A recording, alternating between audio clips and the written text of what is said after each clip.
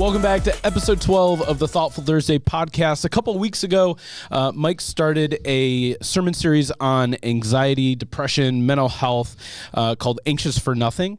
And maybe this is something that you have struggled with in the past or currently struggling with, or maybe you have a close friend or family member that's dealing with mental health issues. So in this episode, we're going to talk about some of these issues and maybe attempt to offer some hope and insight and some of our own personal thoughts on some of these issues. So, so Mike, in that very first week of your message, you talked about how the church has not done a great job historically talking about, addressing, or speaking to the topic of mental health. Any thoughts on why that is? Yeah, I mean, I think that we are very uncomfortable talking about things in general that maybe we don't feel maybe we haven't dealt with ourselves, or that we feel uneducated on, maybe, or just not familiar with. And so instead of and that comes from a good place of, excuse me, I don't want to misspeak. I don't want to say something that's going to end up hurting somebody. Sure. Because I'm just making stuff up as I go, kind of thing. And so the solution can tend to be, well, let's just not talk about it at all. And then I think we all wrestle with those feelings of I'll just say it, okay, is that really anxiety, or are you just having a bad day? And so let's just not talk about it, and you can talk to somebody else about it. I know one of my personal struggles is for, up until recently, I have never really struggled what I feel like are true mental health issues. And so it does feel difficult to talk about it because I went to Bible school. I learned stuff about the Bible. I feel fairly comfortable talking about that stuff. And I just agree. I didn't go to school. I don't have the knowledge or the wisdom to talk about this. So I felt definitely insecure at times when we have talked about it with the students in the student ministry of wanting to be really careful that I don't say or do something wrong. Yeah. You think there's also maybe a going back a lot further, just a deep-seated bias, kind of an undercurrent within the church and even with Christians where we struggle in areas where seemingly faith and science collide or overlap. Mm-hmm. Sure. And that's a territory that we really historically have not been willing to go into, right? Yeah. And I think this would be one of those things where typically we kind of take the stance of this is a faith thing and only faith can fix it, and maybe science doesn't have a place to be a part of it. Yeah, I think that's definitely a reality. I think that the problem is that it is a both-and solution, or maybe it actually is an either-or solution. There is a reality where some of these solutions are spiritual things. Mm-hmm. And then there's some that are physiological things, whether it's a legitimate chemical imbalance or whatever it is. And so it feels difficult to talk about because there isn't a neat little package solution for it. Yeah. And then if you feel like you do offer a spiritual solution, the spiritual solution applies across the board. It helps even in a physiological situation. Sure. Yeah. Because prayer is good for you, regardless if it's anxieties caused by situational things or anxiety, depression caused by chemical imbalances. Prayer is still good it's a good spiritual practice. But sometimes I think we may just leave it short there, and again, because we don't know a lot about it, I'm not trained in it, we just won't talk about it. Just like Bruno. We don't talk about him. I was just definitely feeling that tension, even coming on here and talking on this podcast. Honestly, I just didn't want to because I don't feel well versed in it. I don't feel knowledgeable, and I am afraid of misspeaking. I don't want to hurt someone and sound harsh because I know that I often can. Yeah, that's true. It is true. So I don't know. I just appreciate that you said that right out of the get-go. Like, I'm like, yes, that's exactly how I'm feeling. I was feeling very anxious about doing this podcast, actually. Yeah. So, yeah. And I wonder, maybe some of the harm that's been done in the past by the church, or either the silence or the overconfidence of, well, you know, you don't believe in God enough, or you aren't doing X, Y, Z enough. You're not praying enough, praying hard enough. You're not praying the right way. I just think that there is some health in admitting, like, we don't have all the answers. And even as we talk about the topic of mental health, there's a reality that, like, we don't know for sure in a person's personal life, you know, how much they're dealing with, what their capacity is for those things that they're dealing with, if they're anxious, having a bad day, overwhelmed, or, you know, maybe have a chemical imbalance that's, you know, driving some of this. And so I think the uncertainty is scary, but I think also the humility to go, like, hey, we want to open up a conversation and hopefully provide an avenue for people to find healing, whether that is spiritual, physiological, and I hope regardless, there's always spiritual healing that's happening, but that, you know, people can find that. How would this is totally going off script, and I'm not like picking at you. Go back to your statement of I was feeling anxious about coming on the podcast. Mm-hmm. Is that a word you would have used to describe that feeling if we weren't talking about the subject today? That's a great question.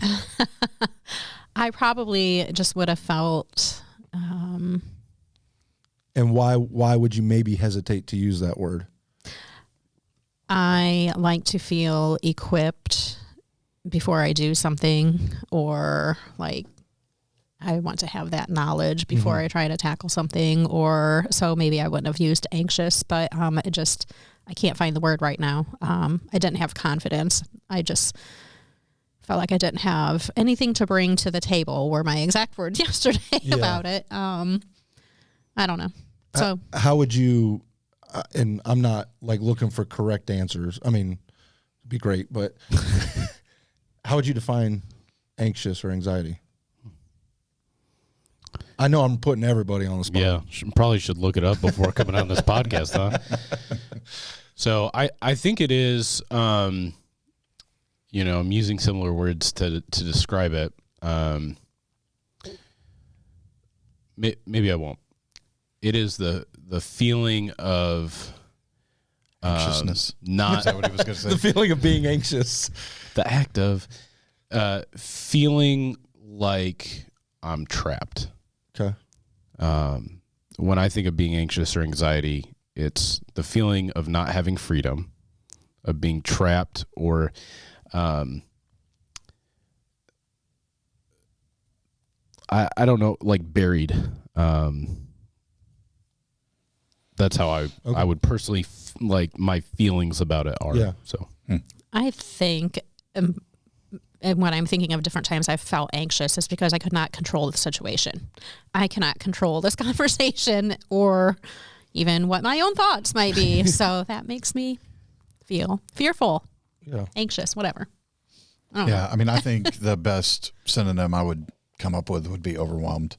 Yeah. Just an overall feeling of just being completely overwhelmed by circumstances, life, whatever the case may be, and not seeing a way out of that. And I asked the question because I think there are definitely varying levels, and I think there are varying definitions, and so I think definitions do matter. From a scripture standpoint, I believe, and I could be wrong on this, but I believe that in that passage in Philippians, anxious is defined as just worries. So that's why when you use the word kind of in jest, because we're talking about anxiety of like, I was anxious to come on podcast. Yeah, I was a little worried about it. Like disarming ourselves from like talking about, was that your phone? No, that was not mine. Cammie. Was it you? I'm pretty sure I put mine on silence. Oh, no. It's not me. Oh my gosh, now I'm going to have to get up and gotta Okay, be Daniel. we'll take a break. I do have a text. Go ahead. He does have a text. Boomer. But you saw me put it on silent. I will look at mine too, though. I did see him put it on silent. Thank you, Cammie. That's actually a funny text from a good friend. Can you read it on this podcast? It's a picture. Okay. I have no text and no phone call. I got Cammie just disappeared off screen. Cammie's leaving the room. Let me describe for you watchers. Okay. She's throwing her phone out the door. I asked before starting this for help. Could you? And I did exactly what he did. I tried to help you. Could you power it off for me? Or for the people? Yeah. Really, it's not really for me. Could you ask me that without being so The ding doesn't bother condescending me, about it? Oh, I didn't feel like I was being condescending. a little bit. It's the look. Could you just power it off for me, please? In the Is comments, that too much to ask? could you vote in the comments? Was Nick condescending? And yes I'm or back. Oh, this is all getting cut out.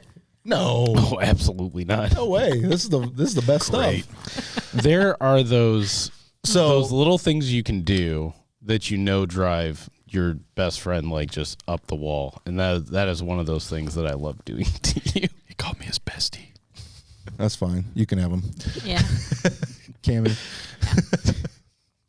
No skin. I off said our best nose. friends. I used the plural. Okay. That seems a little open-ended. Okay. So Are Cammie's you so ready. happy it wasn't your phone? I All right, saw we the can panic in continue. your I eyes. I Cammie's know. I back. was like, what? I said we can continue. Cammie's back. Yep, I'm back. Yep. Carry on. So, yeah, I think defining it that way, now we can go like, okay, I'm at least open to the idea that I experience anxieties because everyone has some worries. Mm-hmm. You know, so when he says cast all your anxieties on him, well, cast all your worries. But, and this goes back to maybe why we don't talk about it, is we would rather just use the word worry because of what maybe culture has made anxiety. Because there is a higher degree of anxiety that maybe you don't experience, and some of us have experienced, but because that's maybe how culture sees it, we don't want to use the word at all when it's a Bible word. So yeah, my hope is just that will at least create a world in which that word maybe becomes more usable or makes a little bit more sense. You know, because there's a reality. I mean, you've been in student ministry. You guys have worked with kids. You have kids. I've worked in student ministry, have kids. Oh, by the way, I've also worked in student ministry. Whatever. I thought you were kids ministry. I did. My gosh. Did both. Well, he's your best friend. He knows that stuff. I was going to bring it up. I'm glad you did. Sometimes that word does get abused. Yeah. And, you know, teachers who may be watching, you probably know, like, it's become you can't say anything against it. You can't argue with somebody, not that you're looking to argue with people. Like, kids know I can use this language in order to maybe sit out of a test or whatever it is. And so it's just become so convoluted that we either don't talk about it or everyone hyper talks about it. Yeah. It's just tension with the word. Yeah, I agree. And it's even, you know, speaking to students specifically, I mean, I've spent a lot of time trying to think about this, and I don't have any official, like, this is what I believe, but I really do believe that students are probably experiencing anxiety unlike any other generation because of their access to cell phones, social media. I think that there's a lot of data out there to push that. Also, I think that there's a fair amount of probably abuse of that.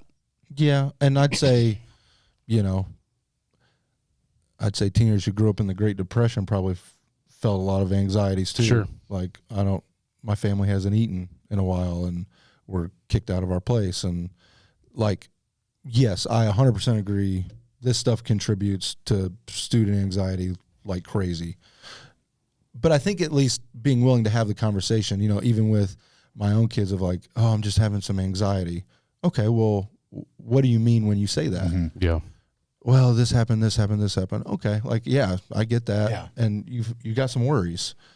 So just being willing to have the conversation and verbally talk through with them and asking them, I just broke the pen. a little stressed over there? Not necessarily. Sorry, everybody. You know, what are you worried about? You know, what's going on? Because that's just the word they've learned for Yeah. them. Mm-hmm. Yeah, that's the common language. Yeah. I wasn't going to bring this up, but I'm not sure what it means or if there's any relevance to this conversation, but on last week I recorded the senior video for our graduating class of 2020, and it has been interesting because that's the 10th senior video that I've recorded.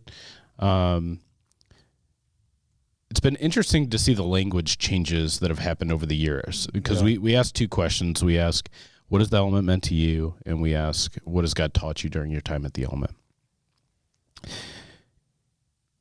And I don't think any other year has been like the students have said, when students answered the question, they all answered so similarly. It was like they all got together and decided they were going to say the same thing, or very similar things. Words like, you know, this is my safe place. This is my place where I know I'm not going to be judged and I can work through my thoughts in my head. You know, I have a support system. You know, people care about me. People ask me how I'm doing. It was just really interesting. I mean, guys and girls across the board. And you guys will, you know, you'll see it shortly in a few weeks. But when I was editing it, I was thinking, this is crazy. Like, and I believe the students really believe all those things, and they're good things. Like, I want students to feel like our student ministry is a place where they're loved, they're cared about, they're supported. It's a safe place for them to talk through life and faith. And but I've never heard students talk about the element in that way, in the way that this group of students has, which I don't know what that means, but is definitely interesting to me. Yeah, it's awesome and sad, because if they have a safe place, it means that they have places in their life that are not safe. Sure. Like social media, I would think that is not a safe place. They may not call it that, but like, you're being judged, you're being whatever. So I don't know. It's not that, now, like you said, people have always had really hard things to go through. So it's not like, in my growing up years, everyone had a great home life. And so that hasn't changed, but that is interesting that they feel like they have maybe less safe places. Yeah.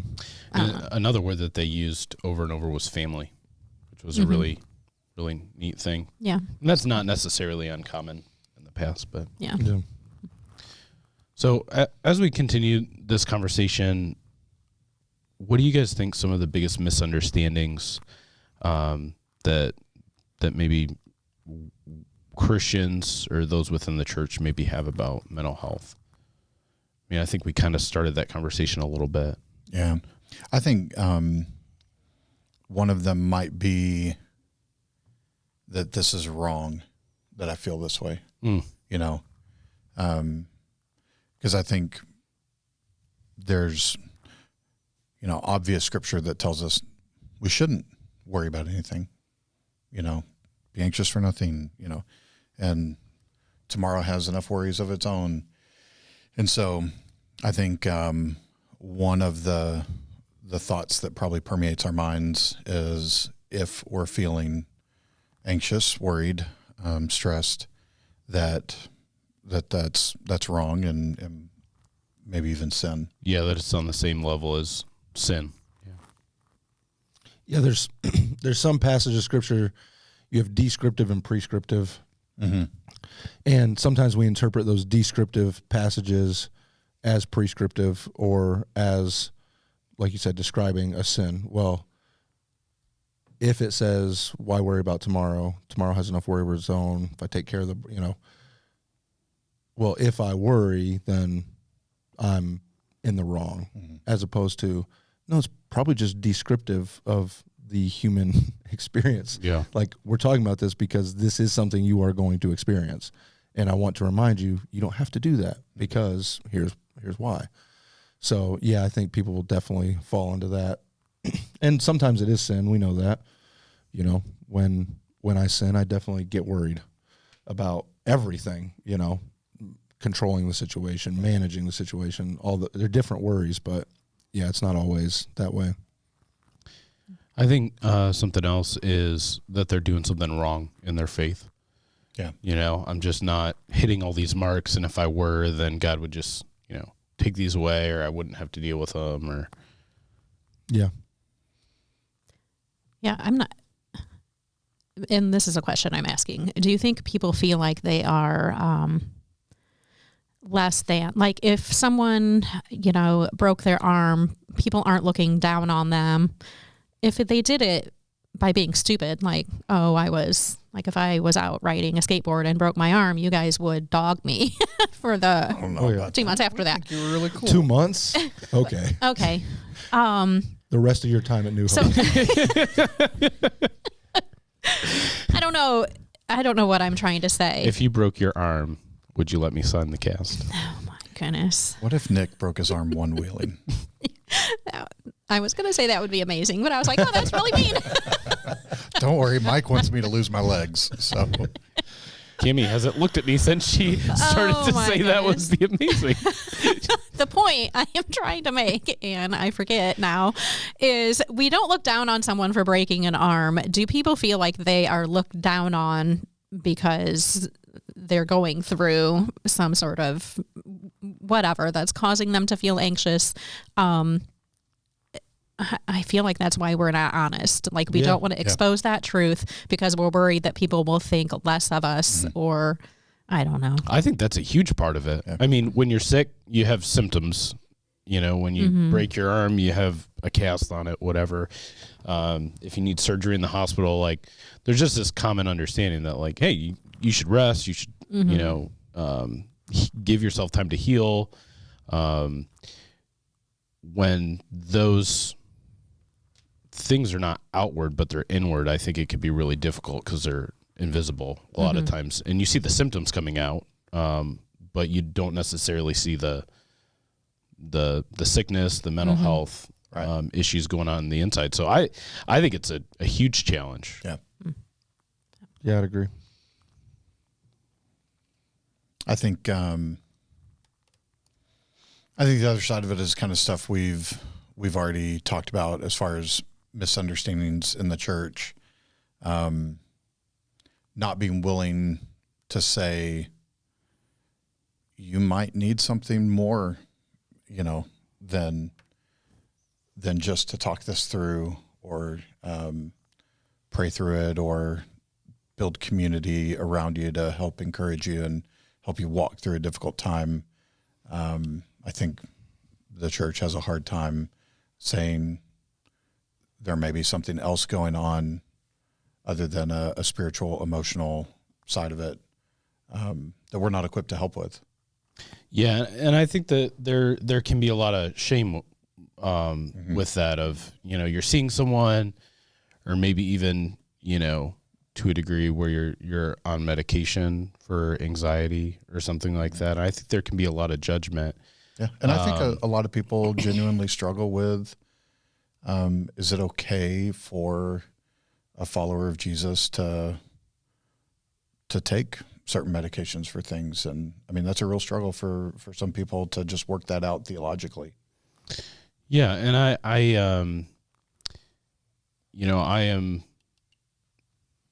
I avoid pain and suffering, and so, I woke up with a headache and popped a couple Tylenol without even thinking about it. And that's, I think most of us within the church, and there's, a couple offshoots that would probably be on the other side of this, but I I think, if you have a sinus infection, you're going to go to the doctor, you're going to get antibiotics, you're going to take them without even thinking about that. And no one's going to look at you and go, well, you just don't trust God. Why aren't you trusting God with this? And so, I think we have to ask ourselves, and Mike, this is something I appreciate about you that you do a lot with us or with me, is asking, like, are you thinking logically, biblically? Is your feelings about topic A, B, and C, do they align, or are you picking and choosing what you want to believe based on? Yeah. But I think that there's also another side to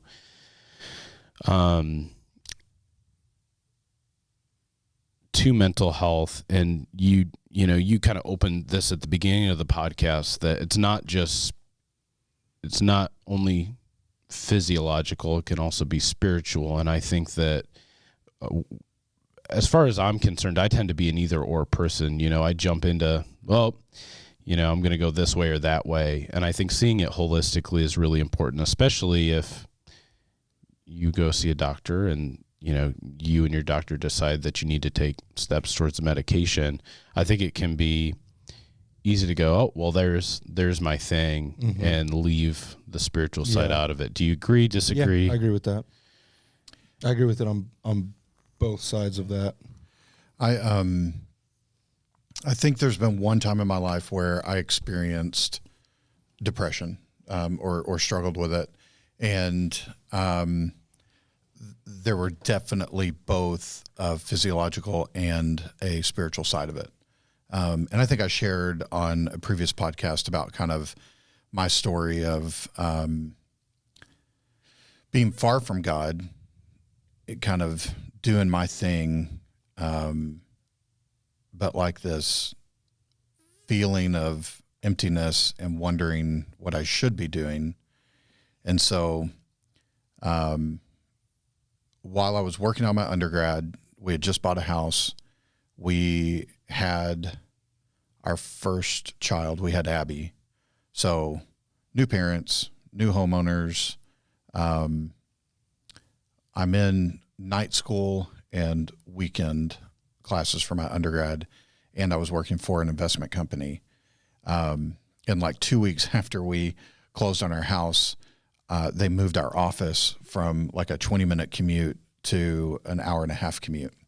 And so I would get up at like 4 o'clock in the morning, which you do every day because there's something broken in you. And I would drive, an hour-and-a-half commute from downtown Fort Worth to downtown Dallas. I would work a 10-hour shift. Then I would drive from downtown Dallas to downtown Fort Worth, and go to night school, and then have to drive home. It was a 110-mile round trip every day in traffic, like stop and go traffic. Like I would fall asleep in the car sitting in traffic after work. And there were two things going on. One, I was in a season of disobedience with God, and I knew it.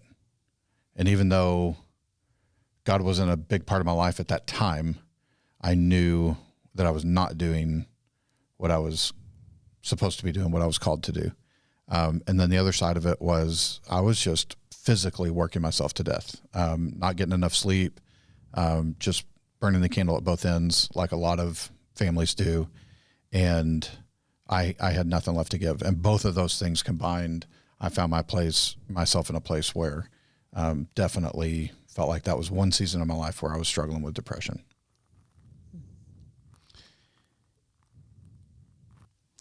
And I think you kind of jumped into this question, so I'll just throw it out there for the rest of us to talk about since we're here. What have been some times in your life where you've struggled, and kind of what happened, what helped? I know for me, I'm just kind of in a stinky season right now. My dad passed away 5 months ago. We didn't have a super great relationship, and, trying to take care of all his stuff. We have a lot of stuff. Throw something away today. Okay, there's my tip of the day. Throw something away today. Donate it, whatever, recycle. Your kids or whoever has to clean up after you eventually will appreciate you for it. Thank you.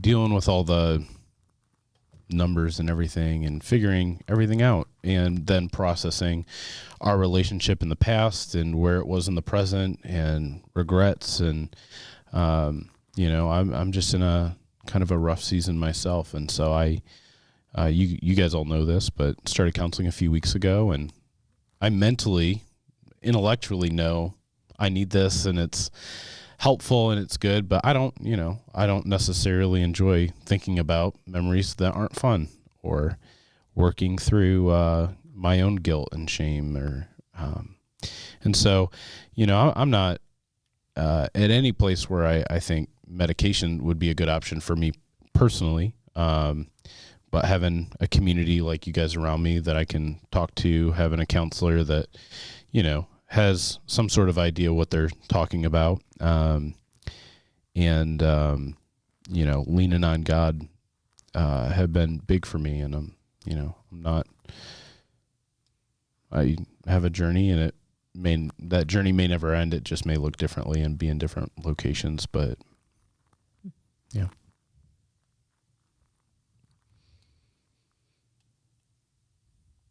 You go on next. Want me to?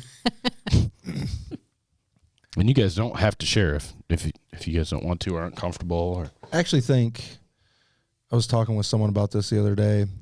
I think this is actually something I did experience as a kid, but because it wasn't really allowed or talked about, it was just like, oh, that's just, and like there are things that like you guys will make fun of me for, which is fine, but like physical things that I do, like if you've ever seen me twirl my hair, or biting my lips, or biting my nails to bloody stubs, or biting skin off of my fingers, I was always very uncomfortable in like social situations as a kid, and I always felt bad about that because like my parents were really like outgoing people, and my older sister was really outgoing person. I was like, well, I think this is what you're supposed to be.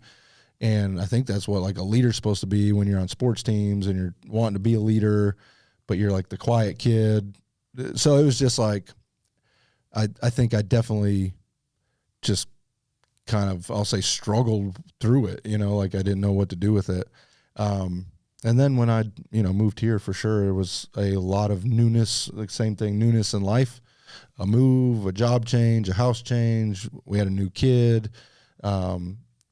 You guys all know the first couple years were, pretty fast paced, and it just caught up with me. And that's as simple as that. And so it was a little bit situational, also revealing, and it just kind of all overwhelmed me in a moment. And then I had to that was a moment, and I had to figure out, okay, what do I do to not let that happen again? Because that wasn't a wise way to handle life. So it was more situational, but yeah, it's learned some stuff through it. Mm-hmm. Yeah, I can talk about many different examples, situational, that, huge life changes or devastating things happened that certainly you're going to worry or be fearful or feel anxious. I guess just speaking to moms for myself, if I can think of times where I was anxious, usually it involves the what ifs of my children. And when your brain just starts going down that path, it can be it caused a lot of anxiety, and you just want to hold on tighter or whatever. And usually so just evaluate what your thoughts are. Are they actually truthful of what is happening now? Or are you thinking about something that, well, what if this happened someday? And some of the things I think about, I'm like, that's so outlandish. Yeah, it's never going to happen. Why am I even thinking about this or giving any worry to this? Yep.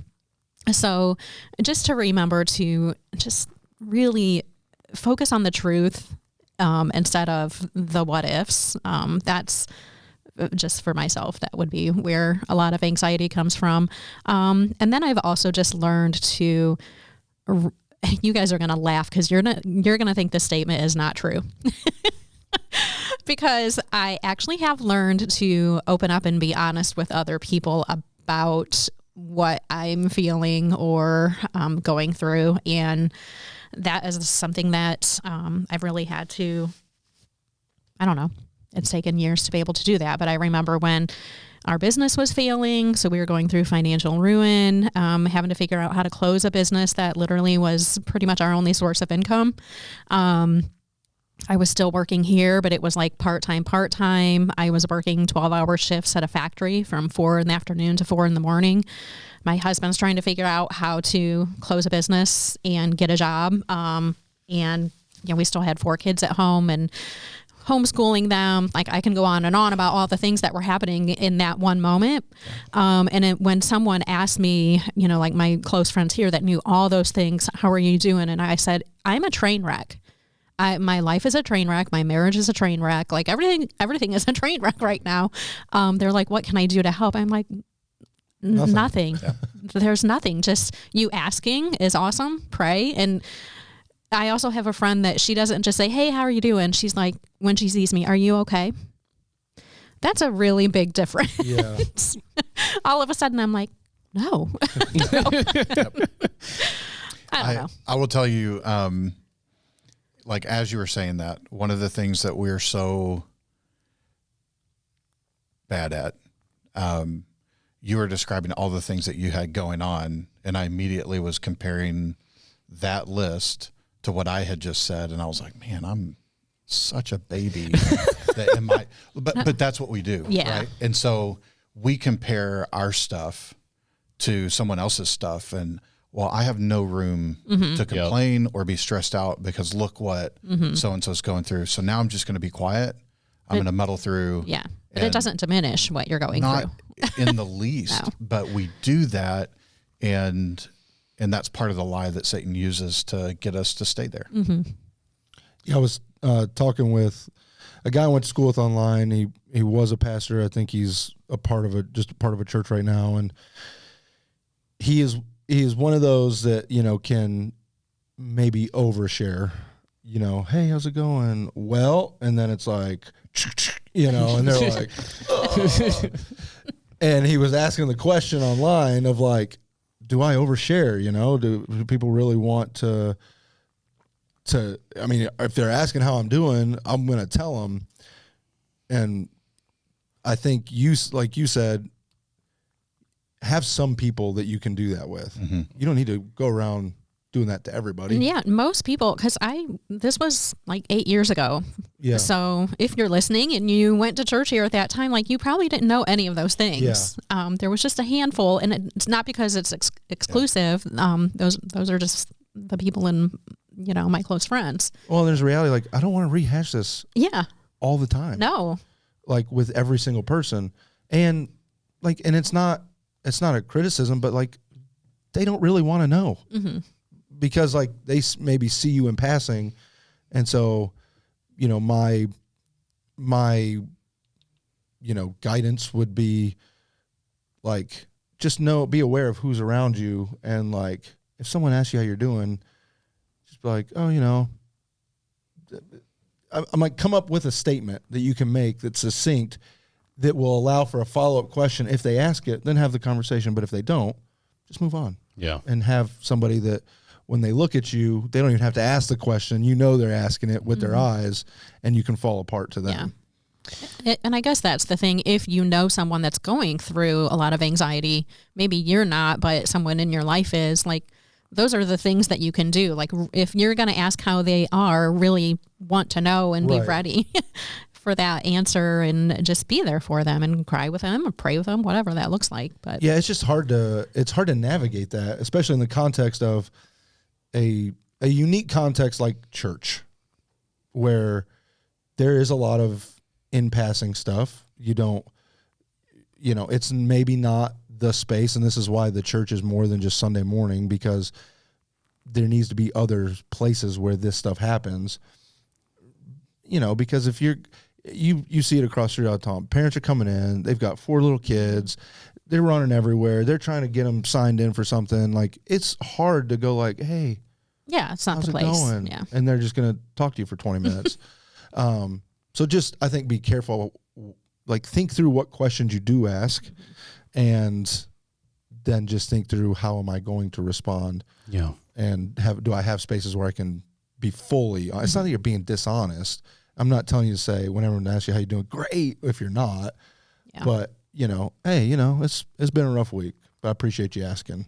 Yeah. And they go, okay, cool. You go, okay, see you later. Or if they go, oh, well, do you want to talk more about that? Okay, I'll talk more about it. But I think a lot of times we're scared to either be honest or even to ask the question. I had a student early on in my ministry who she had a parent who passed away, and I showed up after the parent had passed away. And so I didn't really know the student or the situation, but, I learned it as I was getting started, and it came up to the 1 year anniversary. And, I just asked the student, like, hey, how are you doing? As you're, what are you thinking about your parent? How's that going? And they said, no one's ever asked me that question before, since the funeral. Mm-hmm. And, I think that we're scared to ask questions that we feel like might make someone uncomfortable, or think about things that feel make bad. someone. You don't want to make them feel bad. But this is a teenager who just went a year of their life without one person asking them how they were doing or anything about their parent. Mm-hmm. I mean, that's just got to be devastating, to feel like everyone knows, and yet Nobody's talking about no one's talking about it. Everyone's walking on eggshells. Mm-hmm. I mean, I have definitely felt that, in a couple situations where it's uncomfortable. It's hard things in life are hard to talk about. But the gift that you can offer someone to be able to, and, I don't think we should do it with everybody, but, we see someone that we care about, that we love, that is hurting, I think it's important that we take advantage of those opportunities, help them feel seen and known. Yeah. And it just last night I had somebody ask me how I was doing with the loss of my dad, and it is hard to talk about, but man, it's really nice to be able to share some stuff about my dad or how I'm doing with someone that I know who cares about me and loves me. And even if you don't want to share, sure, just to know that somebody asked. Yeah, that they see me. Yeah. Yeah, absolutely. So I guess, every week of this series, I feel like we're giving next steps for people to take. But I would just love to talk a little bit more about that. If someone is struggling with anxiety, depression, maybe they feel like they're struggling with a mental health issue, what are some healthy next steps for them? And maybe someone isn't struggling, but they have somebody that they love that is. What should they do?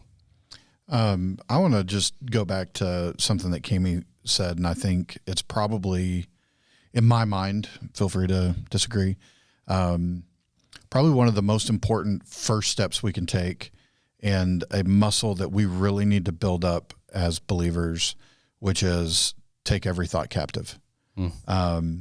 So much of this is a mental battle. So much of this is circumstances of life and just the overwhelming thoughts. Cammie, you mentioned all the what ifs that we go through as parents, all of those things. And then the reality that we have an enemy that wants to feed lies into our heart and mind. And so I think that first step is we really need to be mature and able to recognize when that spin is happening, when that downward spiral starts to happen in our minds. Take a step back and go, okay, I'm going to organize my thoughts and take every thought captive and figure out what's true and what's not. Because all the what ifs of what is going to happen to your kids, like none of those things are actually happening right now. You're worried about something that's not real. And the ability to give that over to Jesus and go, okay, I'm going to quit worrying about this because it's not real. I want to cling to truth.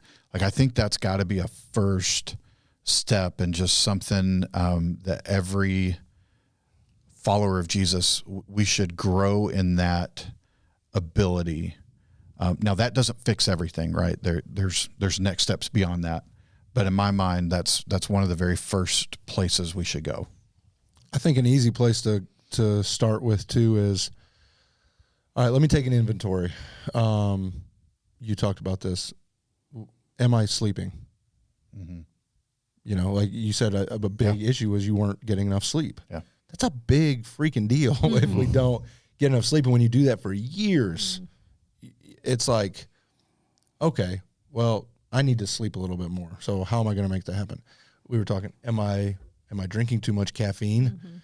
Am I, are there things that are within my control that I'm not helping myself by, not doing something to find physical health, going for walks, getting outside.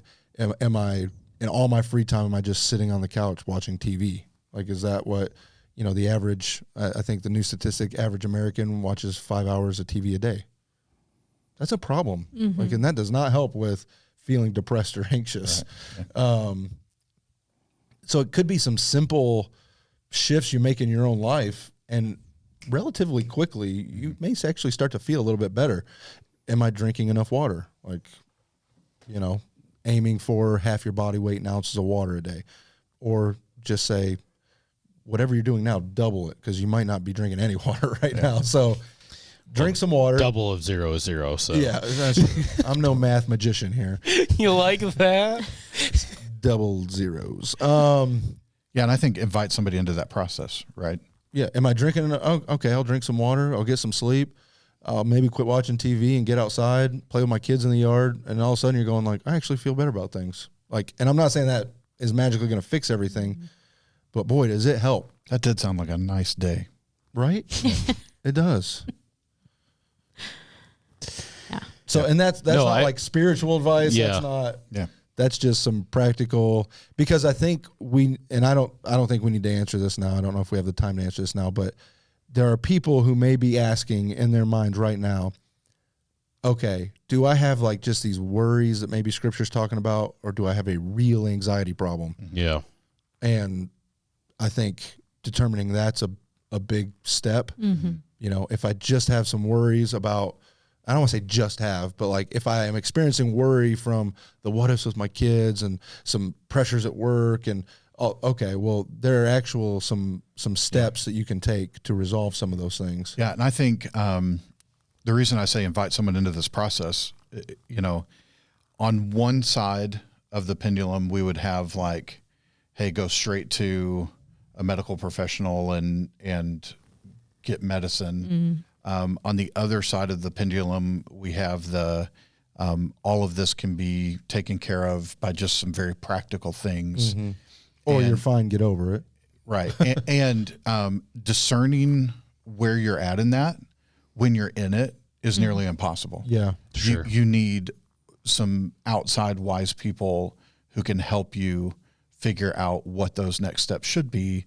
And, hey, you do need to buckle up your bootstraps and put some work in, or, hey, this is something that's consuming you to a point where you don't know which way's up. We need to get some more help. Yeah. I just think some other options are, obviously, bringing somebody else in, and specifically bringing somebody else in that, is spiritually more mature than you, I think is really important. Sometimes we can bring somebody in, but it's not the right person, and they can speak into that. Being able to, see a doctor, maybe see a professional counselor, and it depends on your context, but, if your church has a care pastor or a pastor you can meet with, starting there and seeing if maybe there's somebody that can help walk alongside you. But I think that there's a lot of resources that we'll throw in the description of places you can go, whether it's for prayer, to connect with somebody, link into this series. Maybe you watch the podcast or listen to the podcast, but you don't check out our sermons. We'll link to our series on mental health, and maybe no matter who you are, where you're at, whether it's using some of those resources or passing them on to somebody who you feel like could use them, let's take some next steps together. Yep. Anything else before we wrap this puppy up? Yeah, I as Mike always says, it's okay to not be okay. It's not okay to stay there. To acknowledge that what you're struggling with is real, and I heard that somewhere, by the way. I know that's not original to me. We're aware. Okay. Yeah, just acknowledging that, you know, and I've been through this with somebody really close to me. She was struggling with anxiety and really feeling guilty about it. And then we went through, like, here's life circumstances. You would not be human if you weren't feeling overwhelmed. Like, it's just a reality. So that's okay. But this feeling that you're having of being overwhelmed, you don't have to stay in it. So let's be willing to take some steps. Yeah, I think that's huge. And we talked about that yesterday. Like, everyone is going to suffer at some point. It's going to look different for all of us, but in this world, you will have suffering. You will go through hard things. And so you're either going to embrace that, you know, whatever the thing is, you're going to hold on to that and embrace it and allow that to define you, or you're going to embrace, hopefully, God, your faith, if you have faith in Him, and again, take everything we already said for the last, you know, time in consideration. But, you know, where's your focus? What are you going to embrace through that suffering? So, Yeah. I don't know. Well, let us know if you have any questions about mental health, faith, anything we've talked about today. Let us know in the comments, or you can answer the question through Spotify podcasts. We'd love to hear the things that maybe you have questions about, or things that are questions that you've had that you've wanted answered. We'd love to be able to speak to those and, you know, continue our conversation. So thanks for hanging out with us, and we'll see you soon. See you guys.